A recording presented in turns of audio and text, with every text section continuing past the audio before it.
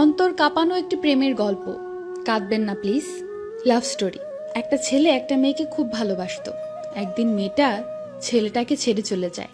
কিছুদিন পর সেই মেয়েটা দেখা যায় অন্য একটি ছেলের সাথে রিক্সা করে ঘুরে বেড়াচ্ছে। অতঃপর পূর্বের ছেলেটি ক্ষিপ্ত হয়ে মেয়েটার বাসায় যায়। গিয়ে মেয়েটার গালে সজোরে থাপ্পড় মারে আর বলে, তুই এত খারাপ এটা আগে জানতাম না, জানলে তোর মতো নর্তকীর সাথে প্রেম করতাম না, তুই আসলেই একটা নষ্টামি ইত্যাদি বলে মেয়েটাকে গালিগালাজ করে। কিন্তু মেয়েটা কোনো রেসপন্স দেয় না, অপরাধীর মতো সব সহ্য করে। যখন ছেলেটা বাসা থেকে বের হয়ে যাবে তখন মেয়েটা বলে উঠল, আবির একটা কথা ছিল। তুই আর কি বলবি? হ্যাঁ, তোর আর কি বলার আছে? কিছু না, তবে একটা অনুরোধ। কি? তাড়াতাড়ি বল। তুমি অন্য কাউকে বিয়ে করে সুখী হও, আর পারলে আমাকে ভুলে যেও। আরে তোর মতো বাজারের মেয়েকে তো আমি তখনই ভুলে গেছি যখন দেখেছি রিক্সা করে অন্য ছেলের সাথে ঘুরে বেড়াচ্ছিস। কথাগুলো বলে ছেলেটা চলে গেল।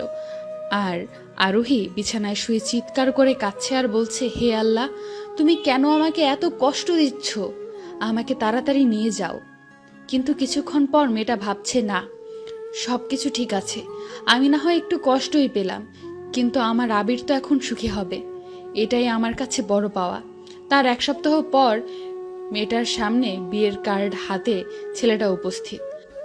আরোহী, আমি আগামী শুক্রবার বিয়ে করতে যাচ্ছি, প্রথম দাওয়াতটা তোমাকেই দিলাম, আসবে তো? এসো, বলে ছেলেটা চলে গেল। তৎক্ষণাৎ আরোহীর চোখ থেকে দুফোঁটা জল গড়িয়ে পড়ল কার্ডের উপর। মেয়েটা উপরের দিকে তাকিয়ে বলছে, হে আল্লাহ, আমি আর পারছি না, আমি নিজের চোখে আবিরের বিয়ে দেখতে পারবো না, তুমি একটু সহায় হও। আজ শুক্রবার, জুম্মার নামাজের পর আবিরের বিয়ের কার্য সম্পূর্ণ হয়। কিন্তু আবির বারবার তাকিয়ে দেখছে আরোহী আসে কিনা। আসলে আজকেও একটু অপমান করে মনের জ্বালাটা মেটানো যাবে, কিন্তু না, আরোহী আসেনি। একটা দুঃসংবাদ এসেছে, আরোহী এই দুনিয়াতে নেই। একটু আগে সে মারা গেছে। কথাটা শোনার সাথে সাথে আবির দৌড়ে চলে গেল আরোহীর বাসায়। গিয়ে দেখে তার আরোহী ঘুমিয়ে আছে, চিরজীবনের মতো ঘুমিয়ে আছে। আবির কাঁদতে পারছে না, শুধু অবাক হয়ে আরোহীর মুখের দিকে তাকিয়ে আছে। আর স্মৃতির পটে ভেসে আসছে পূর্বের খুনসুটিগুলো। এমন সময় আবিরের ঘোর ভেঙে দিয়ে একটি ছেলে বলে উঠল, ভাইয়া। ছেলেটাকে চিনতে একটু ভুল হলো না আবিরের। এটাই সেই ছেলে যাকে আরোহীর সাথে রিকশায় দেখেছিল। ছেলেটা আবিরের কাঁধে হাত রেখে বলেছে, ভাইয়া, আপনাকে এই চিঠিটা দিতে বলেছিল আরোহী আপু, পারলে একটু পড়ে নিয়েন। তৎক্ষণাৎ চিঠিটা উল্টিয়ে পড়তে লাগলো আবির। জানি তুমি অবাক হবে, কারণ যে ছেলেটা তোমাকে চিঠি দিল সে আমার ছোট ভাই রাফি। ও আমার মামাতো ভাই। কি করব বলো, আমি তো জানতাম না যে আমার শরীরের মরণ ব্যাধি ক্যান্সার আছে। জানলে কখনো তোমার সাথে প্রেম করতাম না।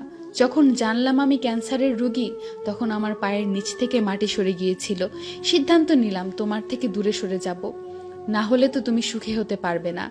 এখন তুমি আমাকে ঘৃণা করো, আমার খুব ভালো লাগে, কিন্তু একটা কষ্ট কি জানো? যখন তুমি আমাকে নষ্টা, নর্তকী, বাজারের মেয়ে বলেছিলে, তখন সত্যি খুব খারাপ লাগছিল আমার। আমি কি আসলেই এমন? যাই হোক, আজকে প্রশ্নবিদ্ধ করতে চাই না তোমাকে, শুধু একটা অনুরোধ, আমাকে যদি একটুও ভালোবেসে থাকো তবে সেই ভালোবাসার কসম, তুমি বিয়ে করে সুখে সংসার করো।